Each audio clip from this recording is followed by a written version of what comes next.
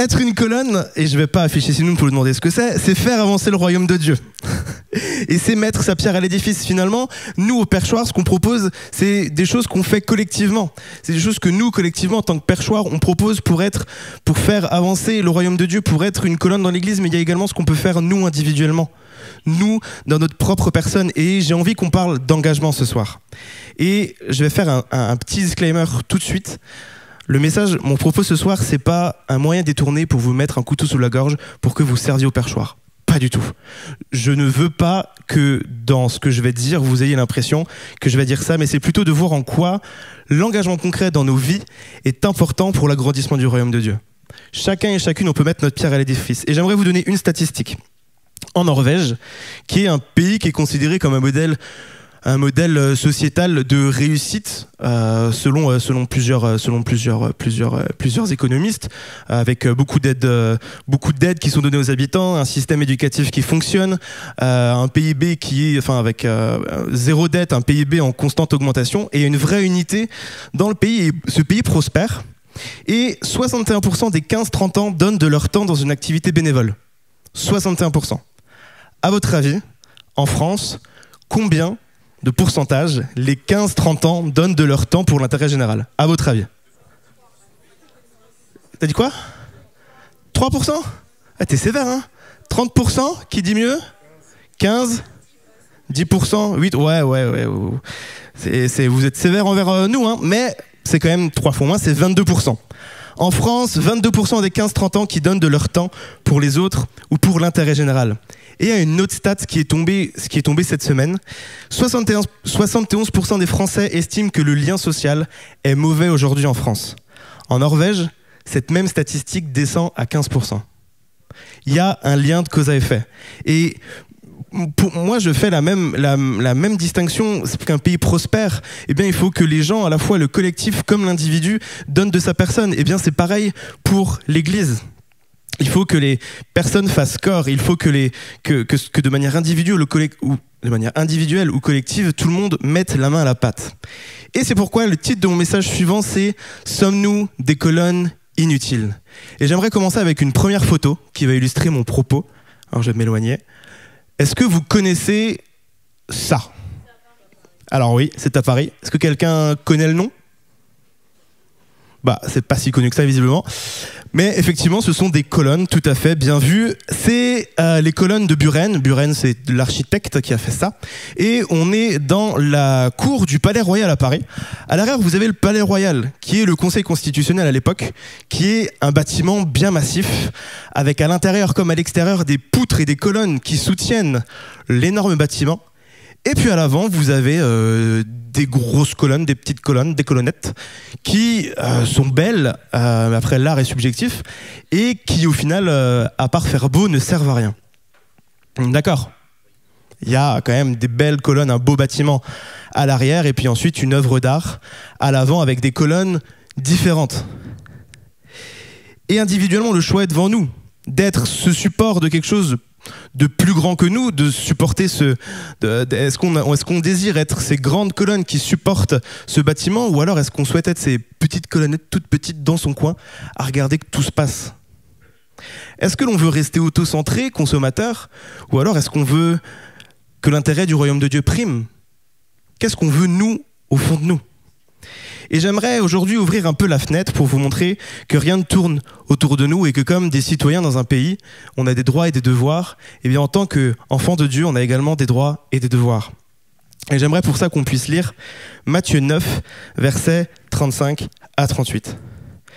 Jésus parcourait toutes les villes et les villages, enseignant dans les synagogues, prêchant la bonne nouvelle du royaume et guérissant toute maladie et toute infirmité. Voyant la foule, il fut ému de compassion pour elle, parce qu'elle était languissante et abattue comme des brebis qui n'ont point de berger. Alors il dit à ses disciples, « La moisson est grande, mais il y a peu d'ouvriers. Priez donc le maître de la moisson d'envoyer des ouvriers dans sa moisson. » Là, c'est Jésus qui va de ville en ville, qui désire prendre du temps individuellement avec chacune des personnes et il veut aussi prier pour eux, guérir les malades, les enseigner. Et Jésus était rempli de compassion devant toutes ces personnes. Pourquoi? Parce qu'en fait, il avait il voyait à quel point certaines étaient en souffrance, mais il voyait qu'en fait, il y avait peu de personnes qui s'occupaient d'elles. Et qu'autant que Jésus savait qu'il était saint, autant il savait qu'il était humain et qu'il ne pouvait pas passer du temps individuellement avec toutes ces personnes. Et c'est pour ça que, rempli de compassion, il va se tourner vers ses disciples et leur dire « Mais la moisson est grande, il y a beaucoup de monde à s'occuper, mais il y a peu d'ouvriers. Il y a peu d'ouvriers qui sont prêts à donner de leur temps, à donner de leur énergie, à donner de leur talent. » Et être au service de quelqu'un, c'est un état d'esprit, c'est être là pour les autres. Et je dirais même plus, je dirais que en fait, c'est un engagement de cœur et d'action envers Dieu. Jésus, il n'était pas égocentrique, il n'était pas tourné sur lui-même. Il n'était pas en mode dire que lui il souffre, ok, je vais prier pour un autre et puis lui tant pis et se barrer. Non, il était ému de compassion. Et il voulait que les gens aillent mieux, il voulait que toutes ces personnes rencontrent le Père. Au final, il était un serviteur de Dieu. Au final, Jésus, c'était une colonne de son propre royaume. Et c'est un vrai appel à l'action que Jésus a lancé à ses disciples. Et je crois que c'est encore un vrai appel à l'action que Jésus nous lance aujourd'hui. Lorsqu'on devient serviteur de Dieu, alors tout ne tourne plus autour de nous, mais de lui. Et Jésus, il va chercher des vrais serviteurs, il va chercher des vraies servantes, il va chercher des serviteurs qui veulent être utiles entre les mains de Dieu, il va chercher des serviteurs qui veulent être agréables. Nina qui est là, par exemple, c'est une servante qui est utile. C'est une servante qui veut être agréable à Dieu. Si Nina n'était pas là, il y aurait... Alors, on va... Un truc sympa, un truc clashé. Si elle n'était pas là, en termes d'organisation, ce serait un peu border chaotique. Mais heureusement, parce que Nina a décidé de s'investir, Nina a décidé d'être une servante, qu'on peut avoir des louanges qui sont organisées. Et des super plannings, effectivement. Et Nina individuellement a décidé d'être une colonne. Et je crois que de la même manière, on est appelé, on peut tous individuellement être des serviteurs utiles. Un serviteur, qu'est-ce que c'est? Est-ce que vous savez ce que ça veut dire le mot serviteur, d'où ça vient? Ou à quoi ça vous fait penser? Quelqu'un qui sert? D'où ça peut venir? Servitude, ouais, il y a de l'idée. Servant, quoi d'autre? Service. Bon, on va sortir tous les synonymes. Effectivement, c'est une personne qui sert quelqu'un de plus grand. Et dans l'Ancien Testament, le mot hébreu pour parler du serviteur, c'est Ebed, E-B-E-D, qui a deux notions distinctes. La première, c'est l'action. C'est bouger, c'est être un servant comme un ouvrier. Et la deuxième, c'est l'obéissance, la dépendance. Et de la même manière, on est appelé à obéir à Dieu, à lui être complètement dépendant. Et j'aimerais qu'on creuse ensemble 3 attitudes à avoir pour être des serviteurs utiles. Et la première, c'est avoir une Dieu. Et on va lire un passage qui est dans Luc 14, versets 25 à 34. Et pendant que je vais boire, Mike, est-ce que tu veux bien le lire, s'il te plaît? Merci de le noter. De grandes foules faisaient route avec Jésus. Il se retourna et leur dit : « Si quelqu'un vient à moi et s'il ne hait pas son père, sa mère, sa femme, ses enfants, ses frères et ses sœurs, et même sa propre vie, il ne peut être mon disciple. Et quiconque ne porte pas sa croix et ne me suit pas ne peut pas être mon disciple. Car lequel de vous, s'il veut bâtir une tour, ne s'assied d'abord pour calculer la dépense et voir s'il a de quoi la terminer, de peur qu'après avoir posé les fondements, il ne puisse l'achever et que tous ceux qui le verront ne se mettent à le railler, en disant : cet homme a commencé à bâtir et il n'a pas pu achever ? Ou quel roi, s'il va faire la guerre à un autre roi, ne s'assied d'abord pour examiner s'il peut, avec 10 000 hommes, marcher à la rencontre de celui qui vient l'attaquer avec 20 000 ? S'il ne le peut pas, tandis que cet autre roi est encore loin, il lui envoie une ambassade pour demander la paix. Ainsi donc, quiconque d'entre vous ne renonce pas à tout ce qu'il possède ne peut pas être mon disciple. Ainsi donc, quiconque d'entre vous ne renonce pas à tout ce qu'il possède ne peut être mon disciple. Jésus, ici, il enseigne un principe qui est fondamental. Suivre Christ exige un renoncement total. Ce renoncement ne signifie pas uniquement abandonner les possessions matérielles, mais se détacher de tout ce qui pourrait prendre la place de Dieu dans notre cœur.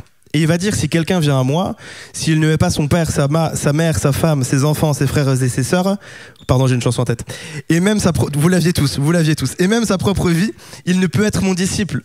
Ce passage, il prône pas la haine littérale de sa famille. Il prône pas la haine envers nos proches.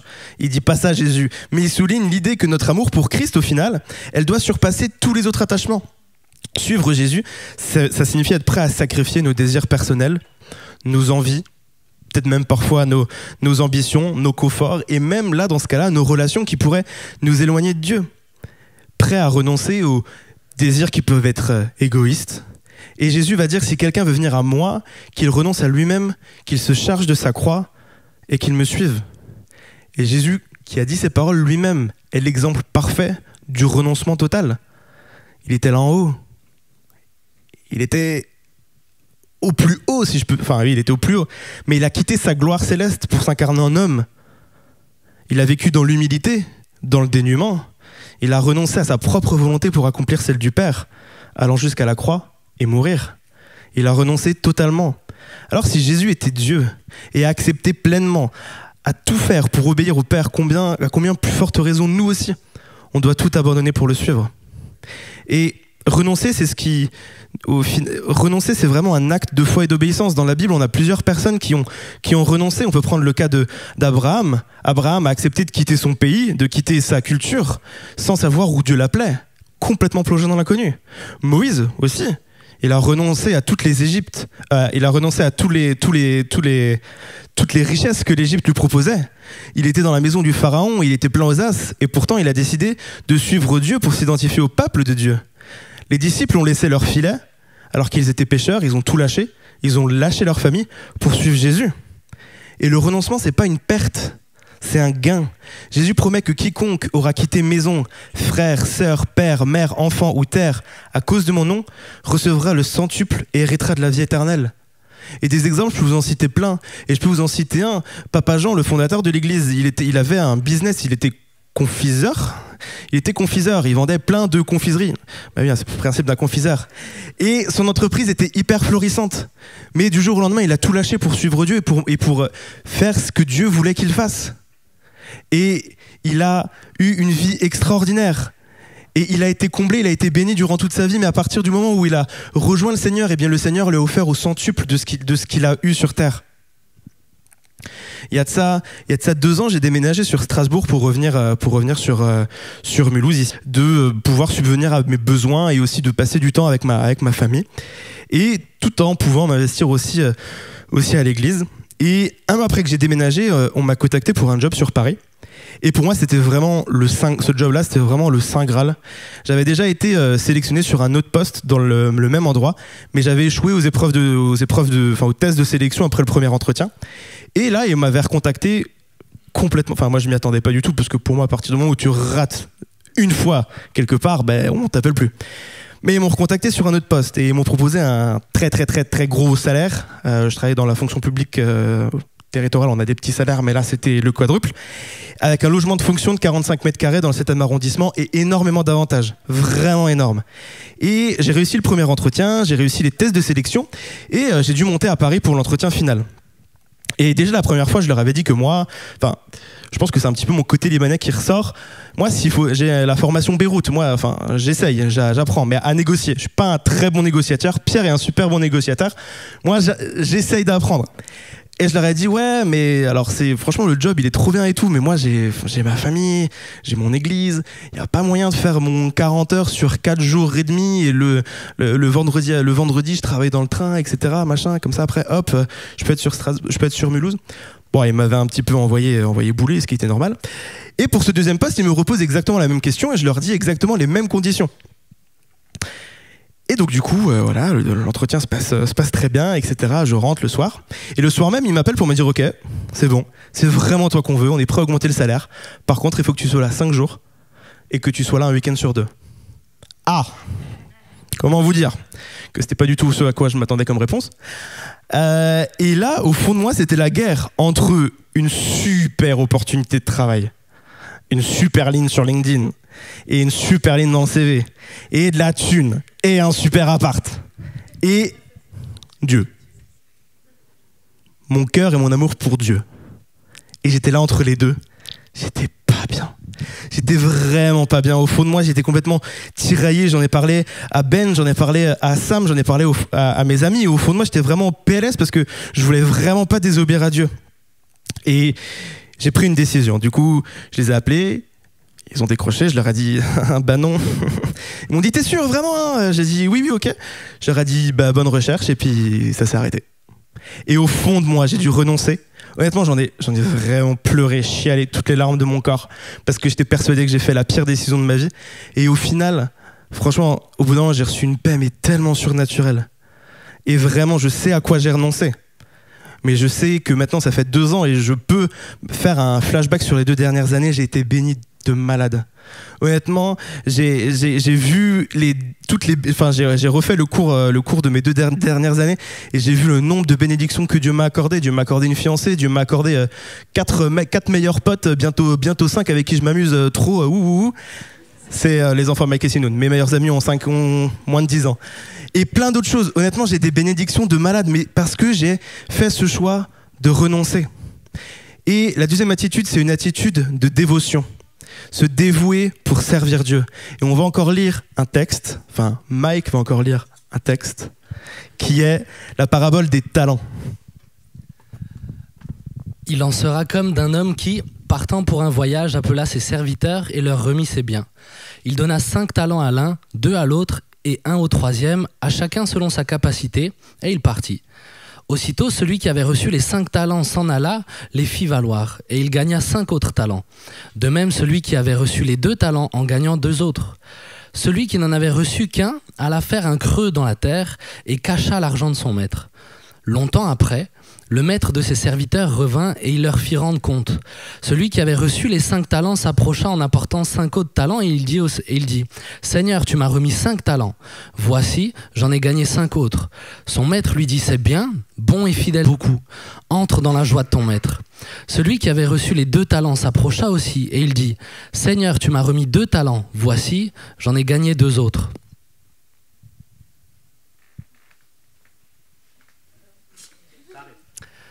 Son maître lui dit « C'est bien bon et fidèle serviteur, tu as été fidèle en peu de choses, je te confierai beaucoup. Entre dans la joie de ton maître. » Celui qui n'avait reçu qu'un seul talent s'approcha ensuite et il dit « Seigneur, je savais que tu es un homme dur, qui moissonne où tu n'as pas semé et qui amasse où tu n'as pas vanné. J'ai eu peur et je suis allé cacher ton talent dans la terre. Voici, prends ce qui est à toi. » Son maître lui répondit « Serviteur méchant et paresseux, tu savais que je moissonne où je n'ai pas semé et que j'amasse où je n'ai pas vanné. Il te fallait donc remettre mon argent au banquier et à mon retour j'aurais retiré ce qui est à moi avec un intérêt. Ôtez-lui donc le talent et donnez-le à celui qui a les 10 talents, car on donnera à celui qui a et il sera dans l'abondance. Mais à celui qui n'a pas on ôtera même ce qu'il a. Et le serviteur inutile, jetez-le dans les ténèbres du dehors où il y aura des pleurs et des grincements de dents. Yes, merci beaucoup monsieur le narrateur. Dans cette parabole, Jésus compare le royaume des cieux à un maître qui confie des talents, des ressources à ses serviteurs avant de partir en voyage. De mémoire, je crois, un talent, alors c'est pas 5, il me semble que c'est 50 000 €, c'est possible. Et que c'était un équivalent, je crois, comme ça. Bref, c'est beaucoup d'argent.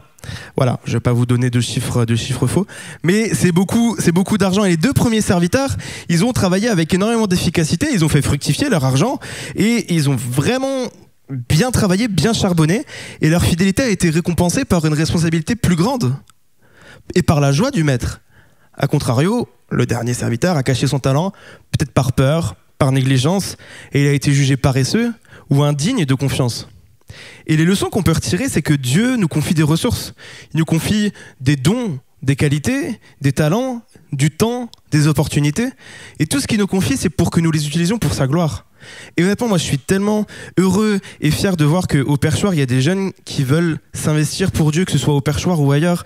Moi je suis tellement encouragé de voir la connexion de Pierre Pinchmail organiser les après-midi Oasis. C'était une vraie demande de la part de jeunes qui voulaient se retrouver, parce qu'au final, se retrouver qu'un vendredi sur 2, c'était compliqué. Et au début, il y a eu les après-midi volets, juste quand il faisait beau en été. Et puis maintenant, il y a les après-midi Oasis.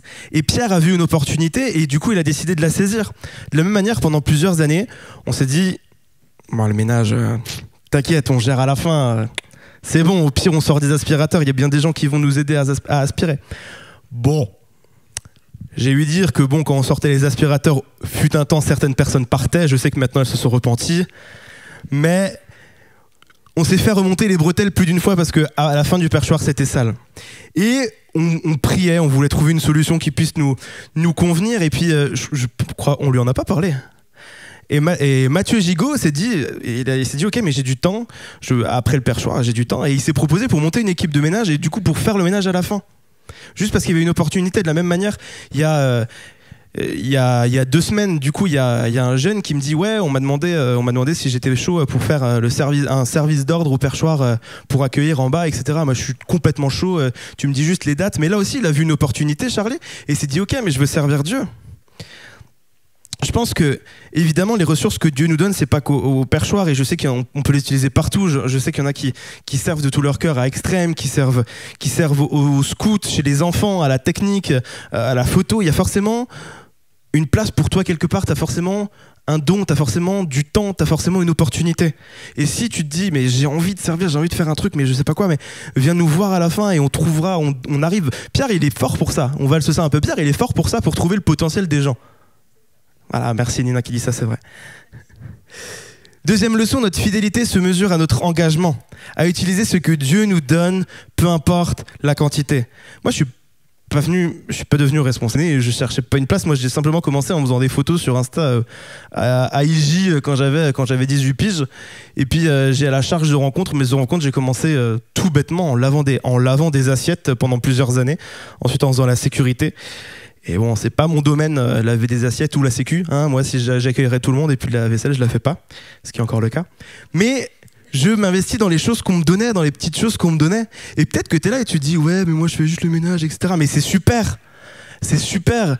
Honnêtement, fais ce que tu fais, fais-le avec tout ton cœur, fais-le avec tout l'amour que tu as pour Dieu. Fais-le d'abord pour Dieu avant de penser de le faire pour les autres ou juste pour être vu. Dieu aussi, la troisième leçon de cette parabole, c'est que Dieu va récompenser les serviteurs fidèles avec des responsabilités plus grandes et une relation plus intime avec lui. Pierre qui est là, s'il est le responsable qu'il est, s'il est la colonne qu'il est, et je le crois, c'est parce qu'il sert le Seigneur de tout son cœur, mais parce qu'il aime le Seigneur de tout son cœur. Ça fait combien de temps que tu sers Dieu à peu près ? Ouais, t'es vieux, donc dis pas ton âge, mais ça se dit plus. Mais environ. Merci. Une dizaine d'années. Et ça va faire 6 ans aussi que j'ai la chance de servir avec lui. Et parce qu'il a été fidèle aussi au perchoir, que Dieu le rétribue et que Dieu lui donne des choses plus grandes. Et ça fait 2 ans maintenant qu'on a la chance que ce soit notre responsable principal. C'est parce qu'il aime Dieu ardemment et il le sert ardemment dans la chose qu'il lui a confiée. Et du coup, c'est pour ça que Dieu lui a confié une mission plus grande. Et honnêtement, moi, j'ai déjà entendu, et même au perchoir, ah oui, mais c'est parce qu'il est marié à la fille du pasteur principal. Alors, désolé, les promotions canapé, ça marche pas ici. Hein. Mais c'est vrai, et honnêtement, j'ai entendu des gens hyper sérieux dire ça. Alors que pas du tout. C'est parce qu'il a ce désir ardent d'aimer Dieu de tout son cœur, de servir Dieu de tout son cœur avec sa famille, que Dieu lui a donné cette opportunité-là. C'est bien, bon et fidèle serviteur. C'est bien, Pierre, tu as été fidèle en peu de choses. Je te confierai beaucoup, entre de la joie de ton maître. Dans ce passage, Jésus enseigne que le service pour Dieu repose sur la fidélité.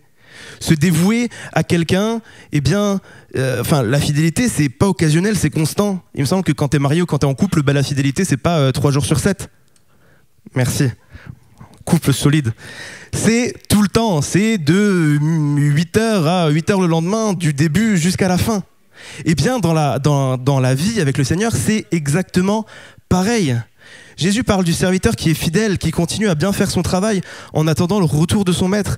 Et il va souligner que c'est dans la constance et l'obéissance que se manifeste la véritable fidélité. Regardez Joseph.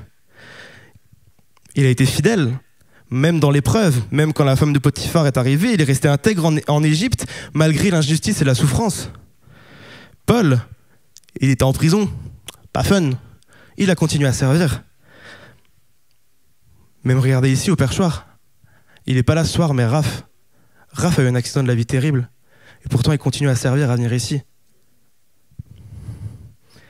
Alors pourquoi persévérer ? Pourquoi persévérer ? Tout simplement parce que de un, Dieu voit tout. Même les plus petits actes que tu fais pour lui, ils sont notés.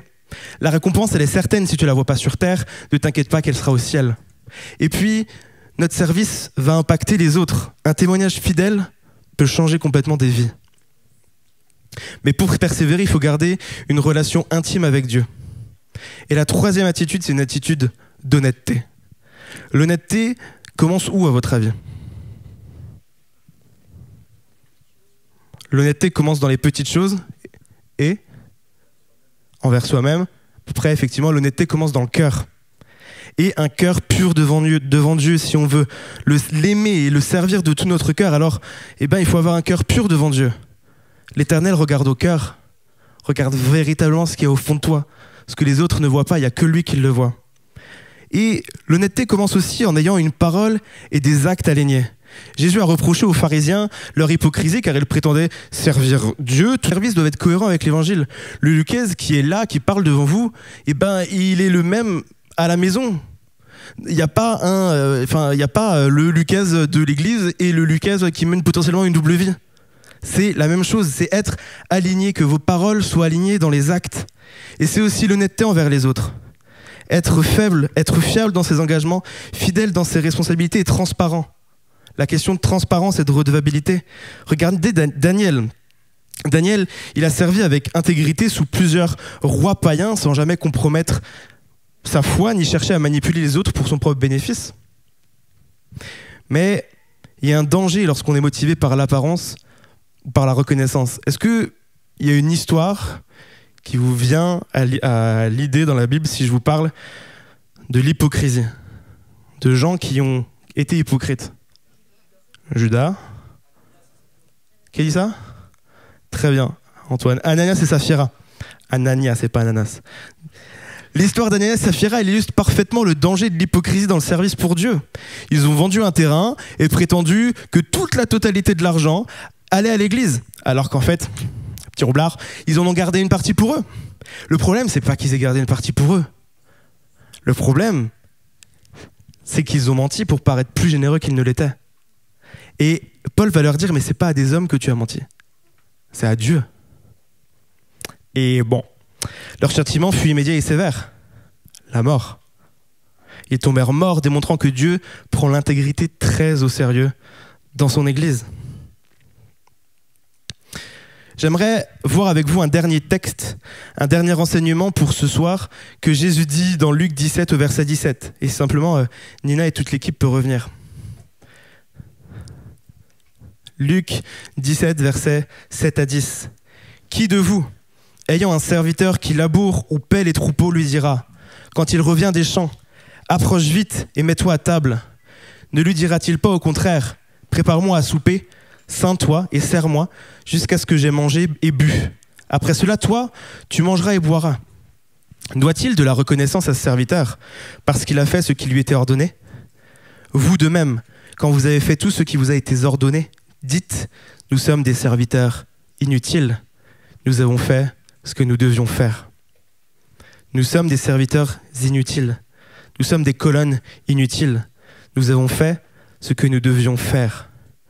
Dans ce passage, Jésus va enseigner une leçon qui est pour moi, je trouve, puissante sur l'humilité dans le service. Il nous rappelle que même lorsque on obéit fidèlement à Dieu, on n'a aucun mérite à le revendiquer. Jésus il va illustrer son propos par l'image d'un serviteur qui travaille toute la journée, d'arrache-pied, et qui rentrant chez son maître ne s'attend pas à être remercié. Il accomplit simplement son devoir, il fait ce qu'il a à faire. Cette parabole, elle souligne qu'on ne doit jamais voir notre service comme un moyen d'obtenir une récompense, un privilège, une reconnaissance ou quelque chose d'immédiat. L'humilité, c'est essentiel. Un vrai serviteur de Dieu, une vraie colonne, reconnaît que tout ce qu'il accomplit vient de la grâce et de la force de Dieu. En somme, on doit être des colonnes inutiles. Seigneur, je veux faire ce que j'ai à faire, je veux faire ce que toi tu me dis de faire. Rien de plus. On a souvent tendance à penser que notre engagement ou nos sacrifices pour Dieu nous rendent dignes d'une reconnaissance particulière. Ben non. Pourtant, Dieu seul mérite la gloire. Il n'y a que lui qui mérite la gloire. Et Paul va même rappeler que notre foi et notre capacité à obéir viennent de Dieu. Rien ne nous appartient en propre. Et il faut reconnaître notre dépendance et il ne faut pas chercher les honneurs. Regardez Moïse. Moïse, grand libérateur d'Israël.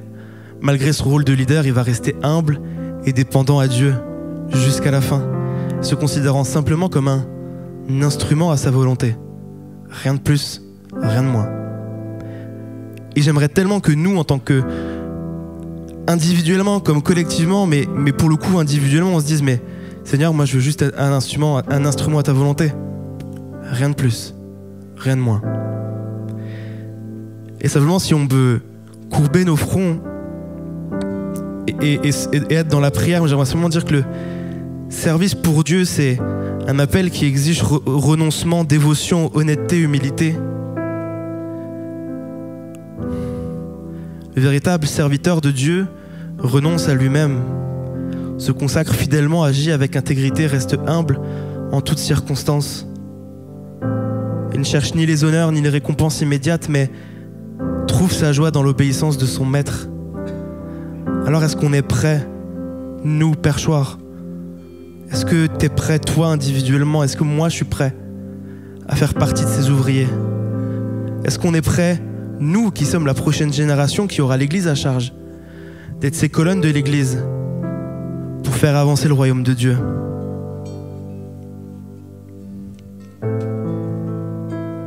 Père éternel, merci, parce que tu es ce Dieu puissant et tu es ce Dieu fidèle, et tu es ce Dieu qui agit jour après jour dans nos vies. Père éternel, merci parce que tu as envoyé Jésus comme exemple parfait. Ce Jésus qui a renoncé à tout pour être une colonne, pour être notre exemple. Père éternel, tu vois à quel point nous sommes dans une société où tout est ébranlé, où tout est remis en question.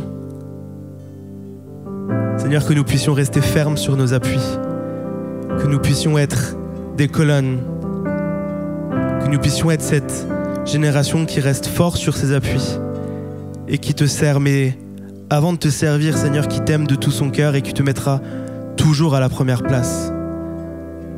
Seigneur, que notre génération et que nous, individuellement, nous puissions être ces adorateurs de l'Éternel.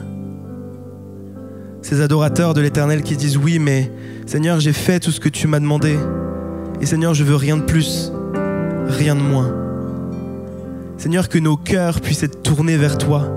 Seigneur, que nous puissions être fascinés par qui tu es. Seigneur, que toujours, Seigneur, là où nous sommes, Père éternel, eh bien, nous puissions tourner nos regards vers toi. Et Seigneur, nous savons qu'alors que nos regards sont tournés vers toi, tu es ce Dieu qui nous aide, Seigneur, à accomplir ce que tu as prévu pour nous. Merci, Père, pour tout ce que tu veux encore nous donner, Seigneur Jésus.